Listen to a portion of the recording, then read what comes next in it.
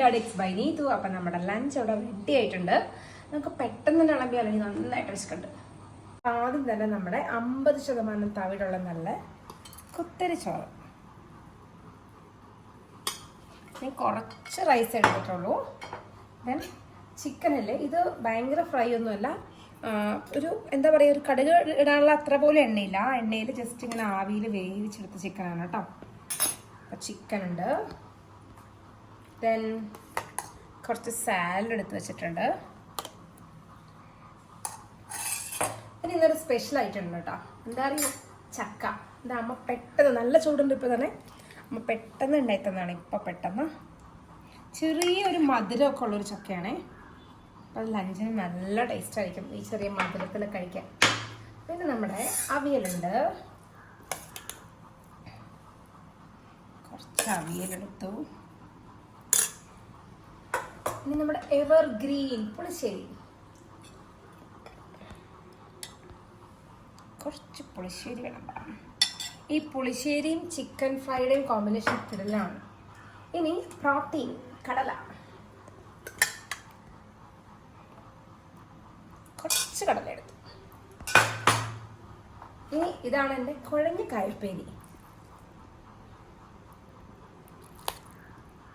ഇത് നോർമൽ കായപ്പേരി ഉണ്ടാക്കുന്ന പോലെ ആട്ടോ, നെയ്യിലിട്ട് കായപ്പേരി എന്നല്ല, നോർമൽ നമ്മൾ വീട്ടിലുണ്ടാകുന്ന കായപ്പേരി പോലെ കുഴഞ്ഞ കായപ്പേരി. ഇനി നമ്മുടെ കടുമാങ്ങ, ഞാൻ മാങ്ങ എടുക്കുന്നില്ല, പക്ഷെ കുറച്ച് ചാറിങ്ങനെ. ഹായ്, കടുമാങ്ങയുടെ ഒരു പ്രത്യേക സ്മെല്ല്. എന്നാ പിന്നെ കഴിച്ചാലോ? ആദ്യം ഞാൻ ഈ ചക്കയാട്ടോ കഴിക്കാൻ. ചക്കയും ഈ കടുമാങ്ങ ഒഴിച്ച ചോറും കൂടെ.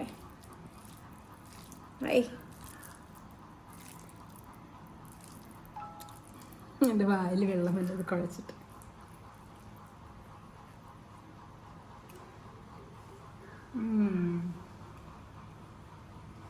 വേണ്ട പറ്റുള്ള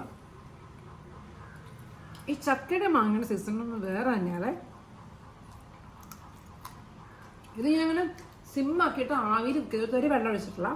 വേറെ ചിക്കൻ മാരിനേറ്റ് ചെയ്യാം. എന്നിട്ട് അടികെട്ടിയുള്ള പാത്രം ഒരു പൊടിക്കുന്ന ഇങ്ങനെ എണ്ണ ഒന്നിങ്ങനെ തടവി കൊടുക്കുക. ചിക്കൻ എടുത്തിട്ട് ആവിയിൽ 2 സൈഡും വേവിച്ചെടുക്കുക. സൂപ്പർ.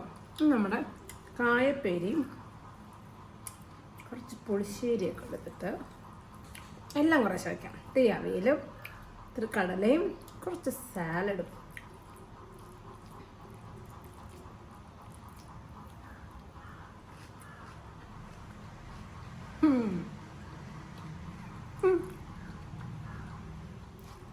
കുറച്ച് അധികമായി പോയി. കുറേ ടൈപ്പ് ടേസ്റ്റ്, പുളി, മധുരം, എരിവ്. അപ്പം ഞാൻ കഴിച്ചു നോക്കട്ടെ. ബൈ.